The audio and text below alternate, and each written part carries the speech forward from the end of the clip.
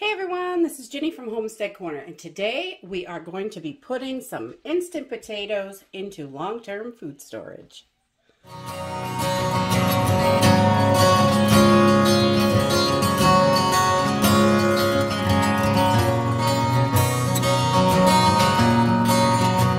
don't know about where you guys are, but around here, these instant potatoes are getting to be slim pickings. They're pretty low in the store. I haven't seen lots of them for a while. I'm sure people are stocking up on them because they are super easy, and I like to have them for quick, easy meals. I mean, I love real mashed potatoes, but I don't always have time. So these are super handy for those quick weeknight meals or to add into other foods and beef up different kinds of stuff, soups, stews, things like that. So these are great to have on hand, and they are a great belly filler. So they don't last all that long in these boxes. I'm not sure if you can see these dates on here, but this was manufactured in August of 2020, and their expiration date, their best by date is 2021. So I don't want to leave this in the box because these aren't in a bag or anything. They are just flakes inside this box. Air gets in there.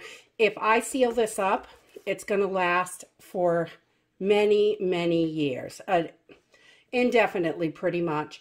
I have never heard of instant potatoes going bad as long as they're sealed up. You're not going to get anything in it. You'll be able to keep the critters out, bugs, whatever. You don't want that. So I like to vacuum seal these up and keep them in a container, a bucket, or a tote, or whatever, wherever I have space for them.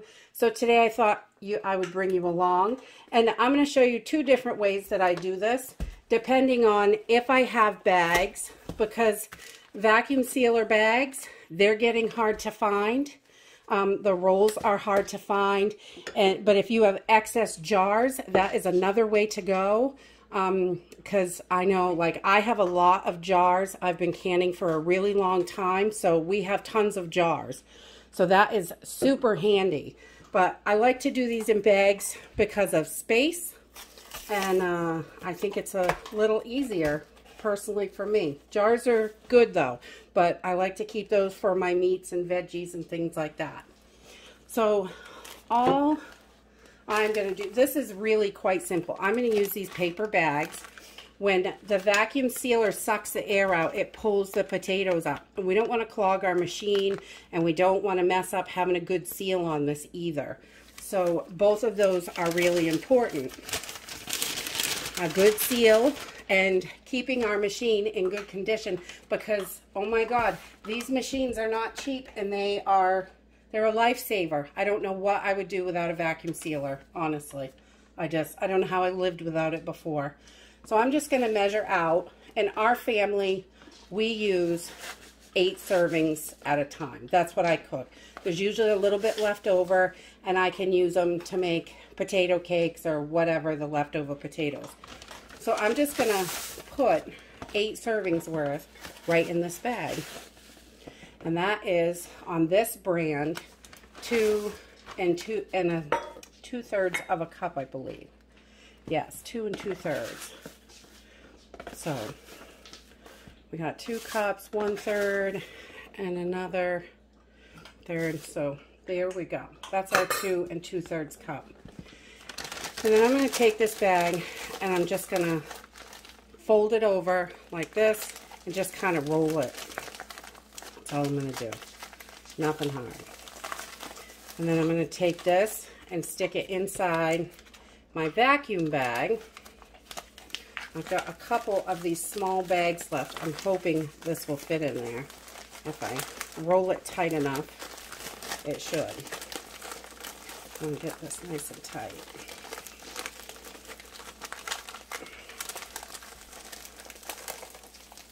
If you have bigger bags, you don't have to get it quite so tight. You can just put it in there, but I want to get this kind of tight because these bags are a little bit on the small side. And there, we can fit it in. Perfect.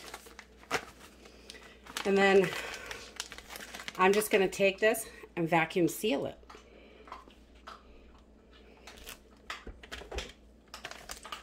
going to put it right in. I like to push it in the little tray. I know it's in there. And then we're just going to lock that down and that seal. And when it's done, the light goes off. That's it. And it is all sealed up. Perfect, ready for the pantry. So I pre-make these labels because I know what sizes we're gonna use. So I just use a little sheet labels, and I put on there what it is. You could use a piece of tape for this. I've done that too if I don't have labels handy. And just on my flat spot, I'm going to put, this is potato flakes, and this is how you make it, and this is going to serve 8 people. Just so if anybody else gets in there and needs to make potatoes, if I'm sick, they can still, my kids can make potatoes, my husband can, anybody can do it this way. Or if I want to trade these with, you know, somebody for something else, if I want to barter with these, this has got the instructions on it. Whoever lands up making these can make them without any questions, and they'll come out great. So that is it for these little bags.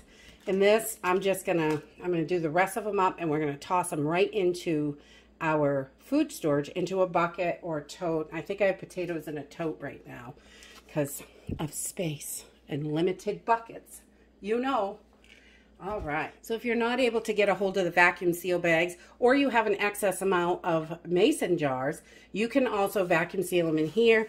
And this is going to do the same exact thing. I'm just going to fill this up. This is, I think it's a 1 liter jar. I'm just going to fill this up with potatoes. I'm going to shake this down so I can get some more in there.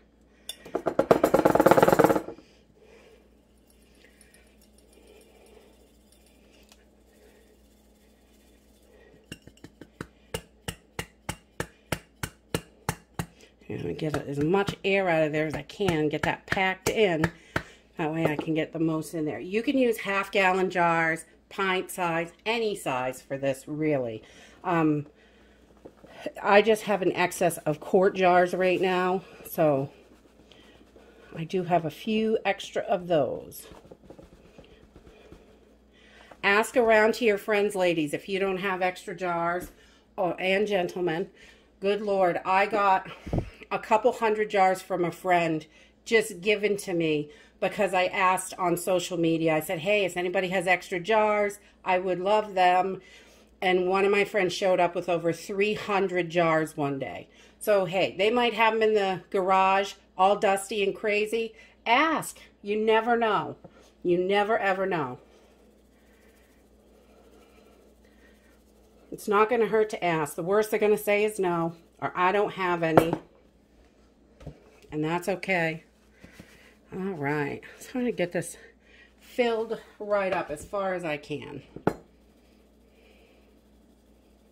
So once I get this all packed with my potatoes as full as I want it, I'm going to put this cupcake liner right in the top here. And this is just going to help hold the potatoes down so they don't get sucked into the seal.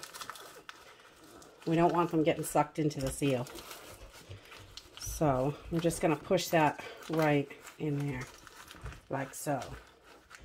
And this is just going to keep those potatoes from coming up when it's sucking the air out. And then I'm going to take a moist paper towel. You don't want this dripping wet. You don't want any water inside, but just moist, and it will take off any debris that's on the rim. You want to make sure you get a good seal. And then we're going to add our lid. And I find your old lids, if you can get them off without bending them, they are amazing for this. You don't have to use new lids. As hard as they are to find, you don't want to be wasting any of those new lids. And then we're just going to use our jar sealer.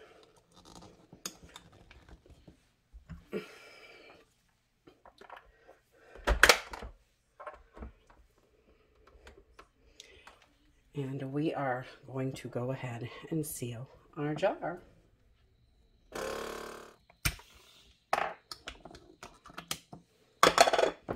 And once you have your jar all sealed, you can see this is ready to go.